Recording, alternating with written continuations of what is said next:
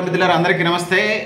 మనం జాతీయ బీసీ సంక్షేమ సంఘం ఖమ్మం జిల్లా అధ్యక్షులు నారాయణవరపు శ్రీనివాస్ గారితో సార్ చెప్పండి, 42% స్థానిక సంస్థల్లో 42% బీసీ రిజర్వేషన్లకు సంబంధించి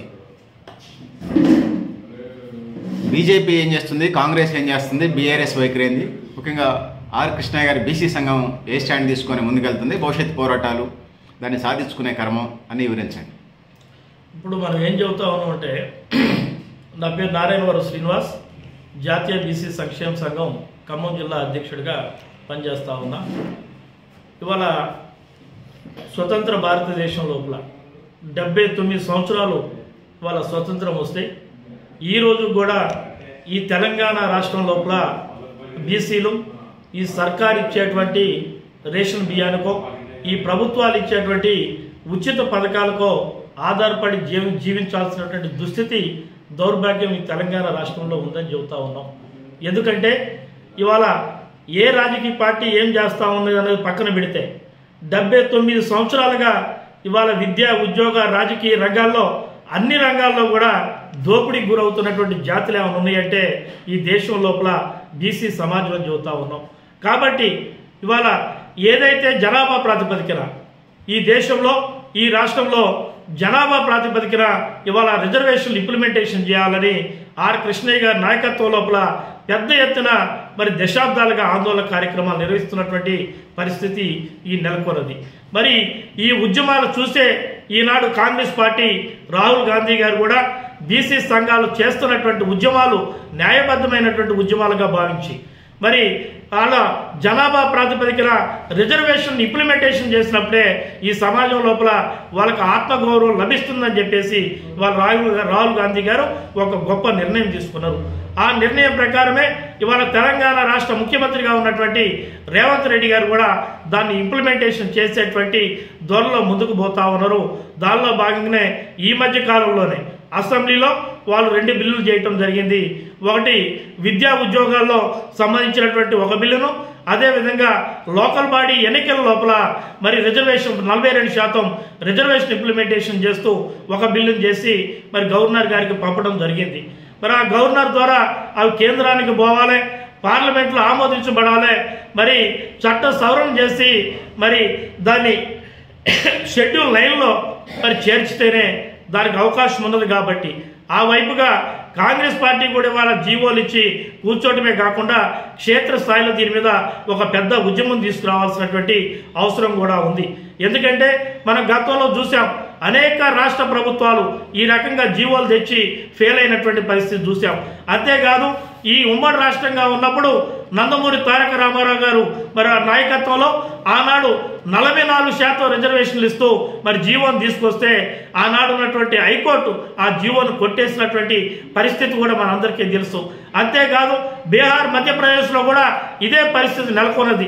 ఈ దేశం లోపల సుమారు 10 రాష్ట్రాల్లో మరి ఇలా జీవోల్ని మరి ఇంప్లిమెంటేషన్ చేయటం, ఆ కొట్టేయటం జరిగినాయి. కాబట్టి మరి దీన్ని ఇంకా తీవ్రతరం చేయాలి. క్షేత్రస్థాయిలో కాంగ్రెస్ పార్టీ పెద్ద ఉద్యమ కార్యాచరణ తీసుకున్నప్పుడు మాత్రమే ఇది సాధ్యం అవుతుంది తప్ప రెండోది కాదు. ఈనాడు అంతేకాదు ఇవాళ బీజేపీ పార్టీ అయితే క్లియర్ కట్గా ఇవాళ కనిపిస్తూ ఉంది.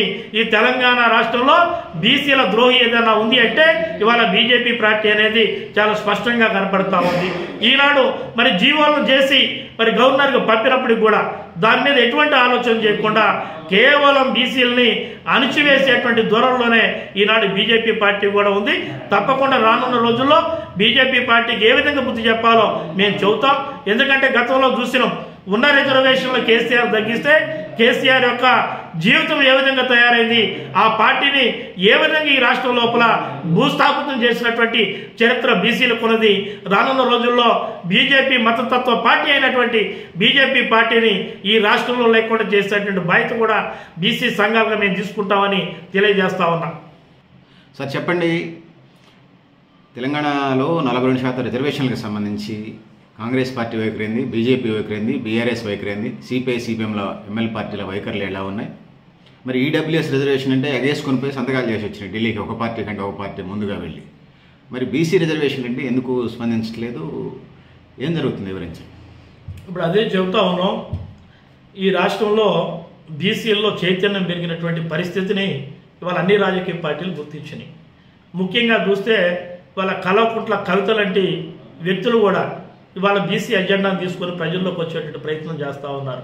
ఇవాళ తీర్మార్ మల్లన్న కావచ్చు, అనేక మంది ఇవాళ బీసీల యొక్క వాయిస్ని తీసుకొని ప్రజల్లోకి వచ్చేటువంటి ప్రయత్నం చేస్తూ ఉన్నారు. దానికి కారణం ఏమంటే ఈ రాష్ట్రం లోపల బీసీలో చైతన్యం పెరిగింది, బీసీలకు జరుగుతున్నటువంటి నష్టాన్ని మరి ఆ సమాజం తెలుసుకుంటుంది. కాబట్టి వీళ్ళలో రేపొద్దున ఇది ఒక ఉప్పినలా పెద్ద ఉద్యమం రాబోతుందని ముందే గమనించి ఎవరికి వాళ్ళే దాన్ని ఓన్ చేసుకునేటువంటి ప్రయత్నం ఈ రాష్ట్రంలో జరుగుతూ ఉంది.